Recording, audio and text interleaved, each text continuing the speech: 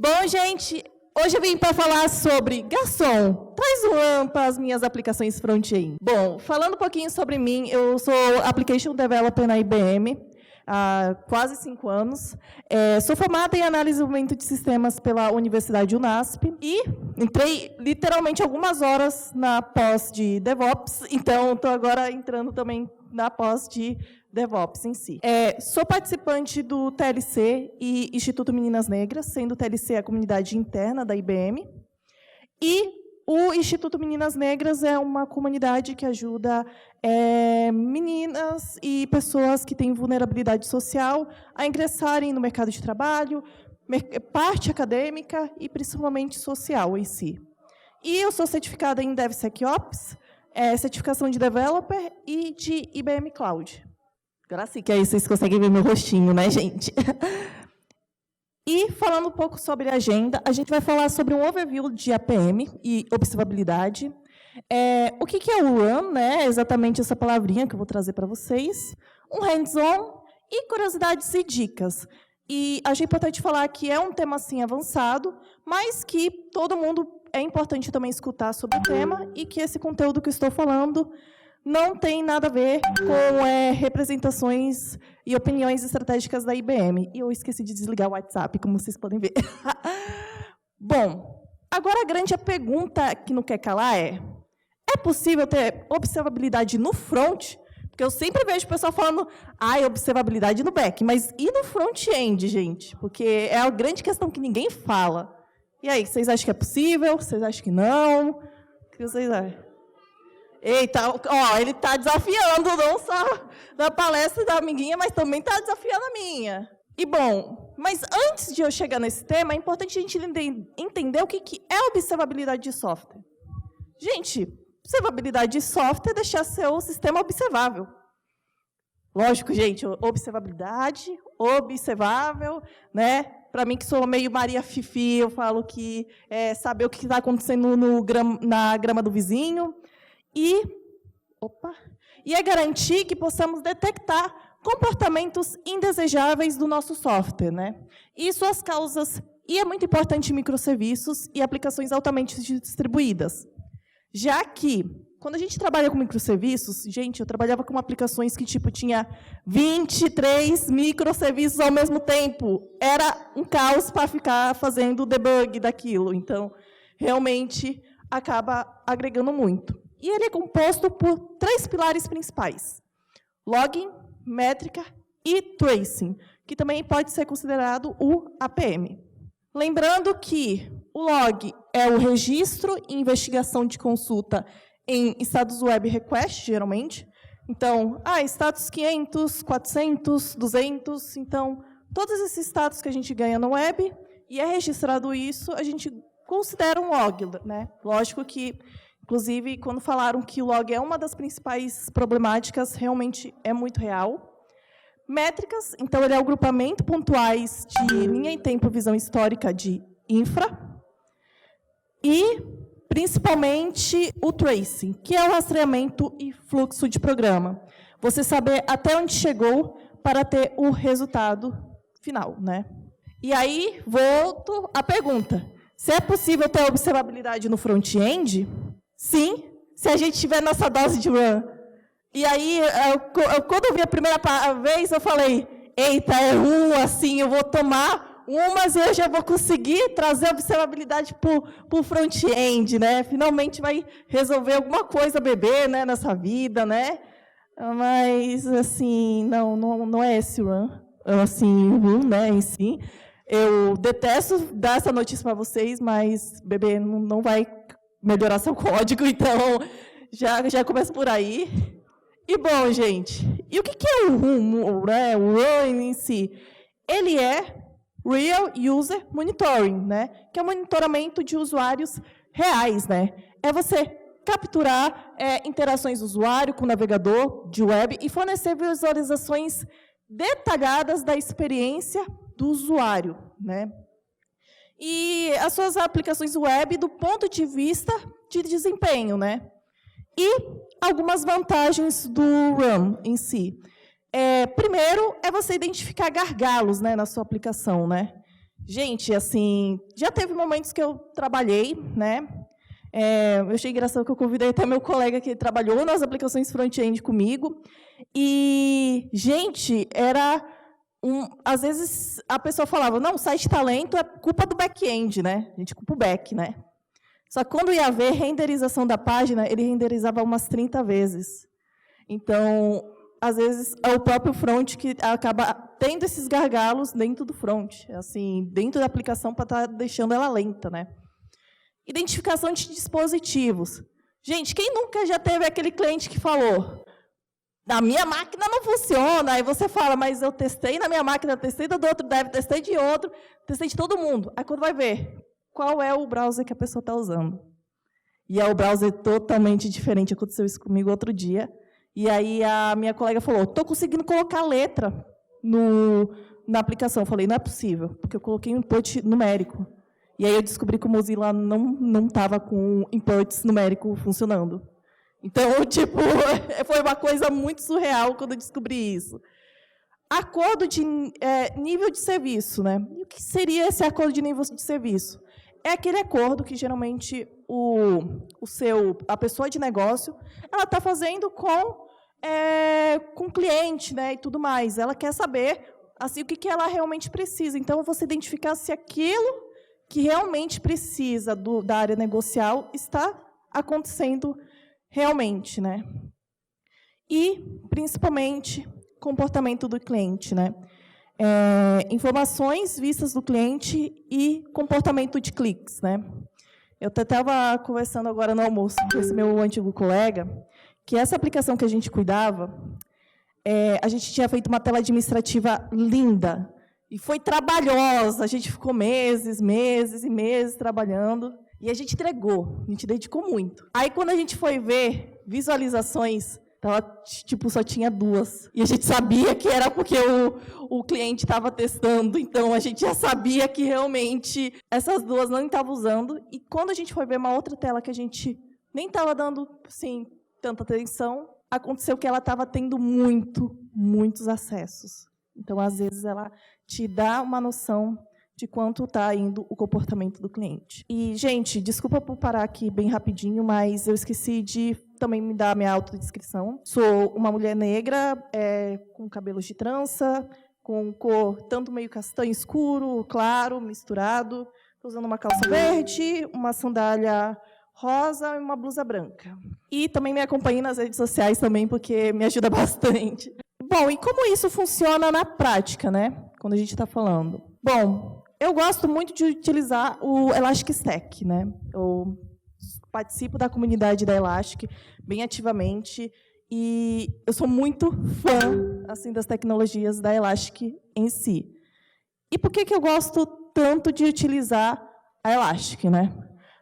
Basicamente, a Elastic Stack ela é composta por várias aplicações misturadas. Então, a gente tem a gestão de dados, que é o Logstash, o Bits, que ele é agentes que a gente consegue colocar em certas partes da infraestrutura para pegar esses tipos de dado.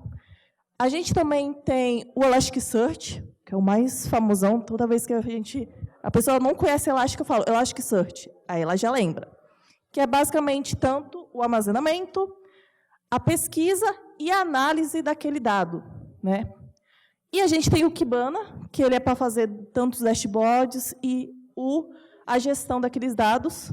Também eu gosto, se a pessoa está com dúvida, eu falo, é a parte mais bonitinha, visual, sabe? E aí a gente também consegue fazer o deployment de várias faces. Então, com o SaaS, a parte do Self-Managed, que tem a Elastic Cloud Enterprise, e serviço de standalone, que é a máquina local, que, inclusive, é o que eu vou demonstrar para vocês aqui. E, ali em cima, se vocês forem ver, ele tem vários tipos de soluções. Então, pesquisa de busca, site search, métricas, APM, business analyst, login, CM, e entre outros. Eu trouxe um hands-on, né, que é baseado, basicamente, em Marvel, porque eu adoro os filmes da Marvel e tudo mais, utilizando Elastic, Spring Boot, React, MongoDB da parte do banco e Docker. E eu vou passar bem assim por cima, eu espero que dê tempo, Mas aqui, ó, eu tenho basicamente o meu Dockerfile, né, o arquivo de Docker, o meu repositório. E a primeira parte que eu estou mostrando é a parte do Java. Sim, gente, eu usei Java, é um amor e ódio profundo no meu dia a dia.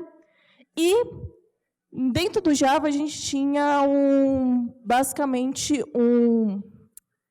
uma biblioteca que é a do APM, que você consegue colocar e já automaticamente já pega os logs de APM, assim, os logs em si, e coloca o Elastic na sua aplicação. Aí, no Node, eu estou mostrando aqui as bibliotecas que eu coloco também para colocar e funcionar. Né? A parte, eu tenho que colocar o nome do meu serviço, a versão, o server da URL, e eu também coloco o Distributed Tracing Origin. O que é isso? Basicamente, o meu back-end para ele identificar o front, de que realmente ele recebe algumas informações do back-end, e aí isso ajuda na hora de criar nossos dashboards.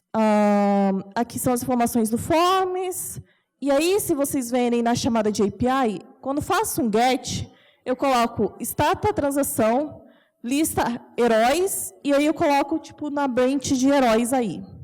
Ele faz o GET, e aí, quando chega lá no final, né, depois que ele setou a lista e tudo mais funcionou, depois que a transação funcionou, eu peço para ele só encerrar.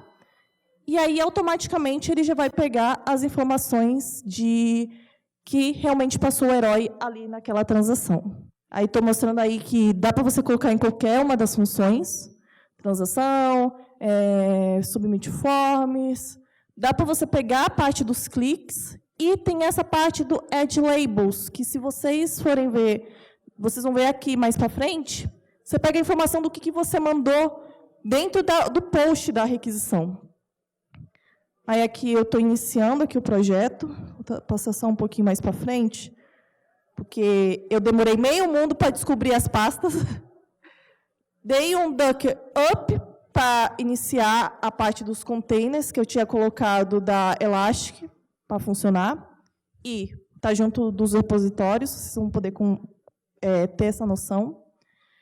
E aí, eu estou iniciando o meu front-end o clássico npm run start, e aí aqui eu estou iniciando o meu back-end, né? Então, eu chamo aqui a pasta do Spring Boot, mvn clean package, para ele gerar o arquivo de snapshot para eu conseguir dar o build da minha aplicação. É quase, literalmente, quem não conhece tanto, conhece mais um pouco do JavaScript, é igual o npm run build. E aí, ó, quando você inicia o doc, vocês vão ver um monte de logs, mas é normal, tá? Que ele está fazendo a coleta dos primeiros dados. Está iniciando aqui o front-end.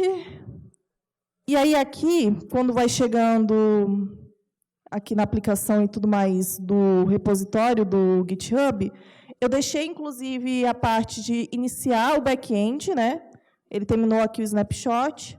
E para iniciar o back-end, eu coloco o jar, né?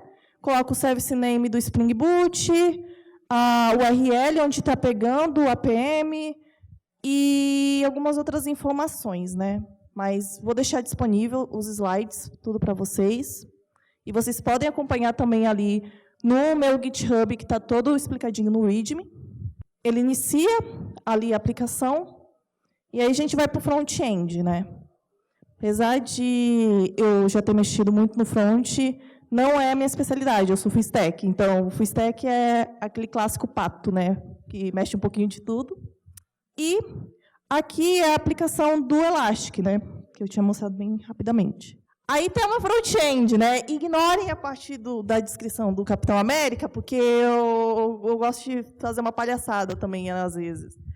Aí coloquei aqui Kamala Khan, nome, depois troquei, porque eu lembrei que nome de super-herói ali, Miss Marvel, coloquei o ano, coloquei a URL de uma imagem, numeração de estrela, tipo e uma descrição. Aí eu coloquei teste run. E aí ele salvou aqui no banco. E aí, quando eu vou ver no APM, ele aparece aqui, tanto a aplicação do front, e ele fala que tem duas aplicações, ou seja, ele está pegando tanto o back-end e tanto o front-end. Aí aqui dá para você ver tanto o back e o front, mostrando aí bem rapidamente o back-end, né? Que ele vai pegando algumas informações. mas o nosso foco aqui é o front. Aí você vê que tem a transação de herói, né? E aí ele vai trazendo vários tipos de informações, nível de latência, o quanto ele renderizou, cada partezinha que ele renderizou do seu front-end, que é aquela parte que a gente tem dentro da parte de redes e networking do nosso front. E a gente consegue ver exatamente o que aconteceu em toda a transação. Se deu 200, se deu erro ou não, né? O Trace, que fez de tudo, então, o Ed Hero, até deu uma demonstração aqui das informações que ele manda. Viu? Aquelas labels ele pega e tudo mais do que eu mandei da minha requisição post. E uma parte legal é que ele vai mostrando um cenário geral. Então, teve 3 visualizações. Quanto tipo de acesso, o quanto de página total ele teve, aonde foi que a pessoa acessou a aplicação, qual região, qual navegador, qual sistema operacional. Então, ele vai pegando informações muito completas do que acontece na aplicação em si. E ele pega como informações como time first byte, down complete, que é a página de subrecursos de download, first content point, que é o tempo de navegador renderiza a primeira parte do conteúdo DOM, DOM interactive, então a interação que está tendo do DOM do HTML, e muito mais coisas, assim, mas essas são algumas curiosidades importantes que ele acaba pegando quando a gente vai fazer o nosso observabilidade no front. E também tem o stand da Elastic, que foi muita coincidência, mas que é da Elastic Contributos. Então, você quer ganhar pontos, quer contribuir organizando eventos, fazendo conteúdos, eles têm um sistema de contribuição muito bacana. Eu fui Elastic Bronze ano passado e esse ano eu estou como organizadora da Elastic de São Paulo. Então, querem fazer um evento de Elastic? Podem falar comigo, a Gabi também, que está ali no fundo. Muito obrigada por tudo. E eu queria muito tanto agradecer o meu colega, o Rian, que ele veio aqui para ver essa minha palestra. E também agradecer e homenagear. Essa semana eu quase ia cancelando aqui, só que por conta que minha avó tinha falecido, e eu falei com a minha mãe, vi a comunidade, eu falei, não, eu vou fazer essa palestra e eu vou fazer em nome da minha avó, ela se chama Emília Félix, e eu queria principalmente deixar como homenagem a palestra para minha avó, porque ela foi uma mulher muito importante para mim, e muito obrigada, gente. Oi, boa tarde. Obrigado pela palestra, parabéns. É uma pergunta, acho que simples, só entender se o Google Analytics, por exemplo, é um tipo de RAM. Porque esse é um conceito que eu não tinha escutado antes dessa forma, e o Google Analytics é uma coisa que existe há um tempo. Aí estou só curioso para entender se ele se encaixa nessa categoria. Assim, o Google Analytics em si, ele é muito diferente das propostas, né? Porque quando a gente fala do RAM, a gente vê mais em um nível de infra, né? Infraestrutura em si. Então, você vai vendo que a gente vai pegando mais informações desde memória, desde CPU e entre outros. Então, eu falo que ele é muito mais voltado para isso, né, gente? Então, eu falo que o RAM é mais específico para isso, né? Então, é muito diferente da pegada do Analytics, mas eu falo que o RAM é mais completo. Porque você consegue pegar dados para o seu cliente, às vezes, tipo, investe mais nessa página, porque é onde está realmente o fluxo maior de negócio do que em outras, sabe? Então, ele é muito melhor até estrategicamente na utilização em si.